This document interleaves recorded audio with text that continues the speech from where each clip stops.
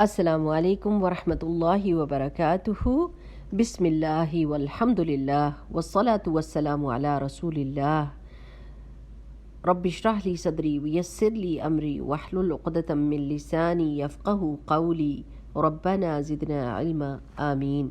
میرے پیارے بچوں، ہم اصحاب الشمال کے بارے میں آیات پڑھ رہے ہیں، وہ لوگ جو جہنم میں جائیں گے، اور کس وجہ سے جائیں گے؟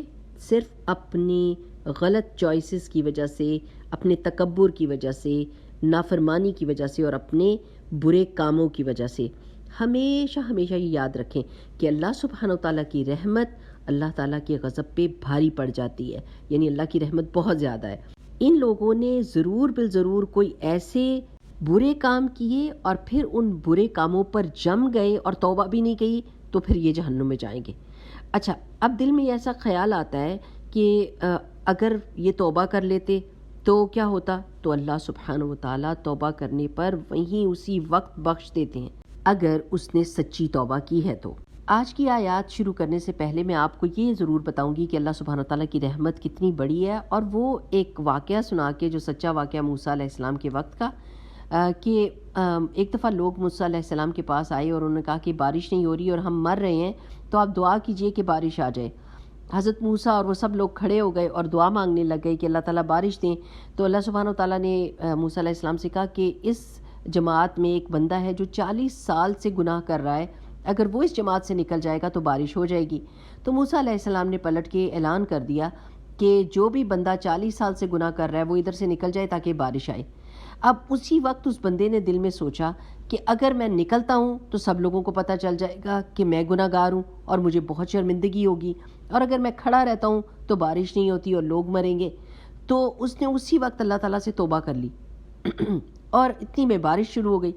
حضرت موسیٰ نے کہا کہ اللہ سبحانہ و تعالیٰ، کوئی بندہ تو گروپ میں سے نکلا ہی نہیں، بارش کیسے شروع ہو گئی؟ تو اللہ سبحانہ و تعالیٰ نے موسیٰ علیہ السلام کو بتایا کہ اس نے توبہ کر لی ہے۔ موسیٰ علیہ السلام نے کہا یا اللہ مجھے اس کا نام بتا دیجیے۔ تو اللہ سبحانہ و تعالیٰ نے فرمایا کہ اے موسیٰ، 40 سال سے میں اس کے گناہوں پہ پردہ ڈال رہا تھا، اور آج جب اس نے توبہ کر لیا ہے تو کیا اب میں اس کا نام ظاہر کر دوں گا؟ نہیں۔ سبحان اللہ، یہ ہے ہمارا رب جو بخش دیتا ہے چاہے گناہ کتنے بڑے ہوں، بس صرف توبہ سچی ہونی چاہیے۔ اب میرے بچوں، یہ جاننے کے بعد کہ ہمارا رب کتنا مہربان ہے، ہم قرآن کی آیات شروع کرتے ہیں۔ آج ہم سورۃ الواقعہ آیت نمبر 54 سے 56 تک پڑھیں گے انشاءاللہ۔ اعوذ باللہ من الشیطان الرجیم، بسم اللہ الرحمن الرحیم۔ فشاربون، پھر پینے والے ہو، علیہ اس پر، من الحمیم، کھولتے پانی سے۔ فشاربون، پھر پینے والے ہو، شربا، پینا، الہیم، پیاسے اونٹ جیسا۔ ہذا، یہ ہوگی، نزلہم، مہمانی ان کی، یوم، دن، الدین، بدلے کے۔ اب اس کا رواں ترجمہ دیکھتے ہیں۔ پھر اوپر سے کھولتا ہوا پانی پینا ہوگا جسے تم پیاس کی بیماری والے اونٹ کی طرح پیو گے۔ جزا اور سزا کے دن یہی تمہاری مہمانی ہوگی۔ اب میرے پیارے بچوں، ہم نے یہ دیکھنا ہے کہ اگر کوئی بھی انسان اچھی اور نیک زندگی گزارتا ہے تو وہ دنیا بھی انجوائے کر سکتا ہے اور آخرت کو بھی انجوائے کر سکتا ہے، لیکن اگر وہ اللہ تعالیٰ کی نعمتوں کو استعمال کرتا رہتا ہے اور پھر اللہ سبحانہ و تعالیٰ ہی کا انکار کرتا ہے اور اللہ تعالیٰ کی نافرمانی کرتا ہے اور قیامت کے دن کو جھٹلاتا ہے اور برے کام کرتا ہے، تو پھر اس کا نتیجہ یہ ہوگا کہ اس کو بدبودار اور لیسدار اور برے ذائقے والا کھانا کھانا پڑے گا، اور اس کے اوپر اس کو بہت زیادہ شدید پیاس لگے گی، اور جب پیاس لگے گی تو اس کو ابلتا ہوا پانی ملے گا، ٹھنڈا پانی نہیں ملے گا پینے کے لیے، ابلتا ہوا پانی، اور وہ اتنا پیاسا ہوگا کہ وہ پیتا جائے گا بالکل اس اونٹ کی طرح جس کو پیاس کی بیماری لگ جاتی ہے۔ تو جب اونٹوں کو پیاس کی بیماری لگتی ہے تو وہ پیتے جاتے ہیں پانی جب تک کہ وہ مر نہیں جاتے، لیکن یہاں یہ تو مر بھی نہیں سکیں گے۔ پیارے بچوں، یہ وہ لوگ ہیں جنہوں نے کبیرہ گناہ کیے تھے، شرک کیا تھا اللہ تعالیٰ کے ساتھ، اللہ سبحانہ و تعالیٰ کا انکار کیا تھا، اس کے پیغمبروں کا انکار کیا تھا، قیامت کے دن کا انکار کیا تھا۔ الحمدللہ میرے پیارے بچوں، ہم اللہ تعالیٰ پر ایمان لائے ہیں، ہم اللہ تعالیٰ کے نبیوں پر ایمان لاتے ہیں، قیامت کے دن پر ایمان لاتے ہیں، اور ہم پوری کوشش کرتے ہیں کہ ہم اچھے اچھے کام کریں جو اللہ تعالیٰ کو راضی کرنے والے ہوں۔ ہم اپنی نماز کی حفاظت کرتے ہیں، اپنے قرآن کو پڑھتے ہیں، اپنے والدین کی عزت کرتے ہیں، ان سے پیار کرتے ہیں، لوگوں کے ساتھ اچھا سلوک کرتے ہیں، تو انشاءاللہ باذن اللہ ہم کو پوری امید ہے کہ اللہ سبحانہ تعالیٰ ہمیں جنت میں ڈالے گا۔ لیکن باقیوں کا کیا بنے گا؟ وہ غیر مسلم جو ہمارے آس پاس ہیں، جن کو یہ باتیں نہیں پتہ، ان کو یہ باتیں کون بتائے گا؟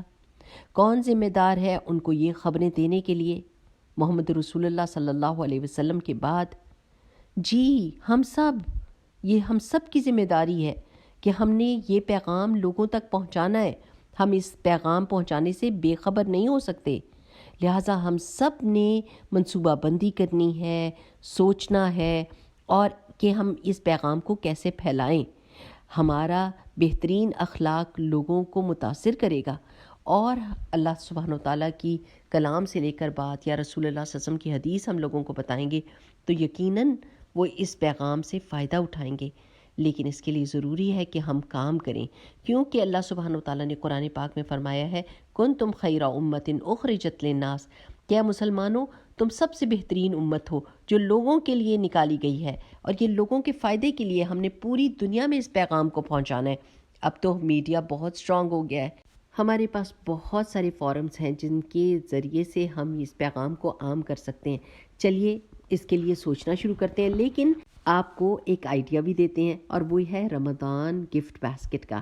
ہم کیا کرتے ہیں کہ رمضان آنے سے پہلے لوگوں سے ڈونیشنز اکٹھی کر کے اور چھوٹی چھوٹی باسکٹس بناتے ہیں، جس میں ایک کپ یا کوئی بھی گفٹ خوبصورت سا لے کے، کوئی چھوٹا سا پودا کچھ بھی لے کے، اور ایک انگلش یا اردو ٹرانسلیشن قرآن کی جس میں عربی نہیں ہوتی، وہ ایک کاپی رکھ کے، کھجوریں یا چاکلیٹس کچھ بھی ایسا رکھ کے پیاری سی خوبصورت پیکنگ میں وہ تحفہ بنا دیتے ہیں، اور پھر وہ ہر ایک کے پاس ایک تحفہ بھیج دیتے ہیں ان گھروں میں جو نان مسلمز کے ہوتے ہیں، جیسے یورپ میں رہنے والے یا نارتھ امریکہ میں رہنے والے لوگ انگلش کا قرآن لے کر اور اس طرح کی باسکٹس بنا کر اپنے ٹیچرز کو، اپنے فرینڈز کو، اپنے نیبرز کو دے سکتے ہیں۔ بالکل اسی طرح ہر ملک میں کیا جا سکتا ہے، الحمدللہ رب العالمین، اور یہ سوچنے کی بات ہے۔ چلے میرے پیارے بچوں، اب ہم دعا کریں گے، اللہم وفقنا لما تحب وترضى۔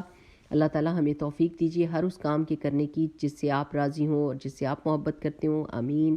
بارک اللہ فیکم، سبحانک اللہم وبحمدک، نشہد ان لا الہ الا انت، نستغفرک ونتوب الیک۔ السلام علیکم ورحمۃ اللہ وبرکاتہ۔